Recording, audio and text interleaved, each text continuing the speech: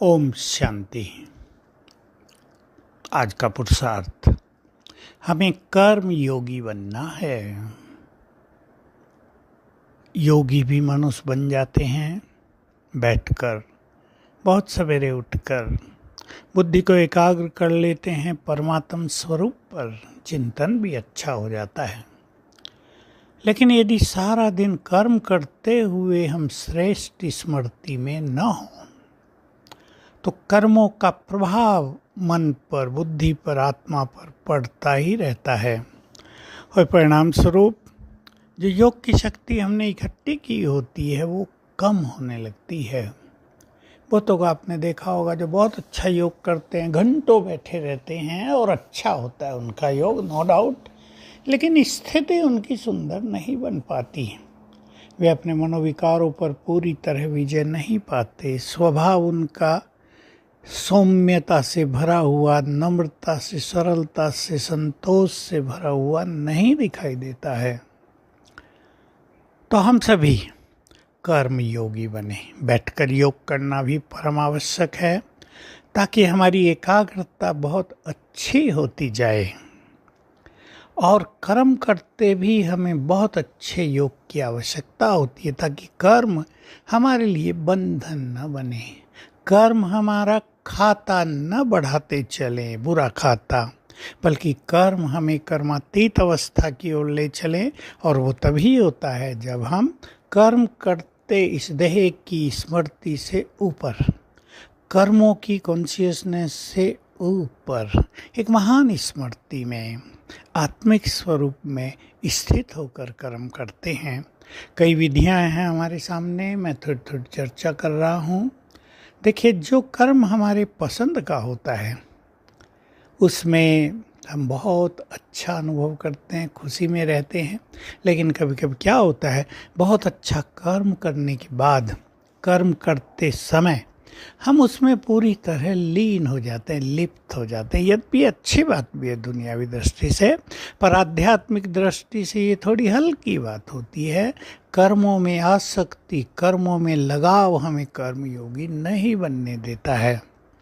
तो कर्म करें, डिटैच होकर करें। मान लो आज आपके बच्चे का बर्थडे है और आप बहुत खुशी से तैयारी कर रही हैं, आपने अच्छी अच्छी चीज़ें बनाई हैं, आनंद ही आनंद है, परंतु कर्मों में लगाव होने के कारण आपका योग युक्त स्वरूप जो है वो लोप हो जाएगा।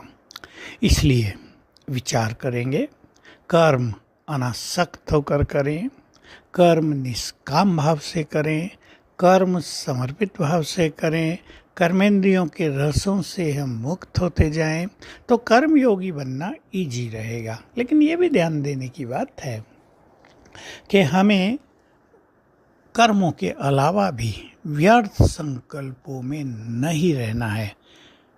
फोन देखकर, आगे आप इसके बारे में जानते ही हैं, किसी के बुरे व्यवहार के कारण कोई बहुत ज़्यादा अपमान करता है, घरों में नज़दीकी संबंधों में मधुरता नहीं है, अनादर का भाव है, तो निश्चित रूप से मनुष्य की एकाग्रता नष्ट होती है। इसलिए व्यवहारिक तौर पर हमें परफेक्ट होना कर्म योग के लिए बहुत आवश्यक होता है।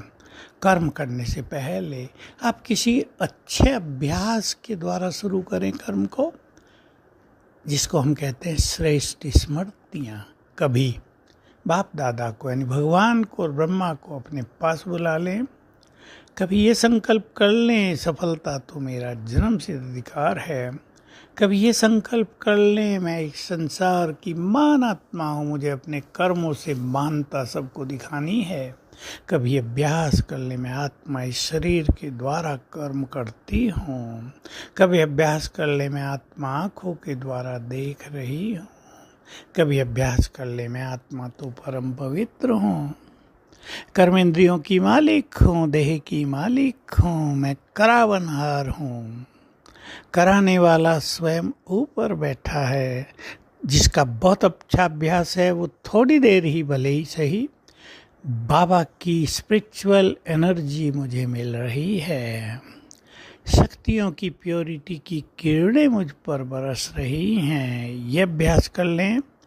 और इससे भी सरल है कि स्वयं बाबा सर्वशक्तिवान, प्यार का सागर, हमारा साथी है, हर कर्म में हमारा साथी है। और जब उसका साथ होगा तो कहीं कोई कठिनाई नहीं होगी, सारे विघ्न नष्ट हो जाएंगे, हम कर्मों में सफलता की ओर चलेंगे। तो आज से ही सभी कर्मयोगी बनने का सुंदर अभ्यास करें। ओम शांति।